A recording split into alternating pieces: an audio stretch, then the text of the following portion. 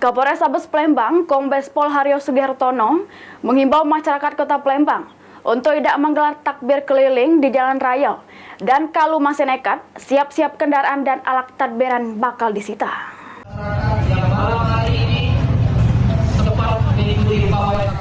Tradisi takbir keliling yang menandakan berakhirnya bulan suci Ramadan dan menyambut Hari Raya Idul Fitri sudah termasuk menjadi tradisi masyarakat. Menanggapi hal tersebut, Kapolres Sabes Palembang Kombes Pol Haryo Sugihartono menghimbau ke seluruh masyarakat Kota Palembang supaya tidak menggelar konvoi ataupun takbir keliling di jalanan. Takbir keliling yang menaiki kendaraan bak terbuka berpotensi membahayakan ke diri sendiri maupun orang lain dan juga bisa menimbulkan bentrok antara kendaraan yang mengangkut uang-uang yang menggelar takbir keliling pecah di tahun sebelumnya.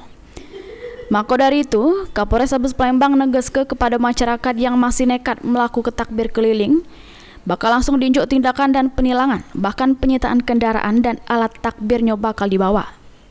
Pemerintah Kota Palembang melarang untuk menggelar takbir keliling dan disarankan untuk takbir di tempat masing-masing, yaitu di tempat ibadah atau di tempat-tempat yang memang bisa diakses untuk sarana umum namun secara stasioner, tidak berjalan.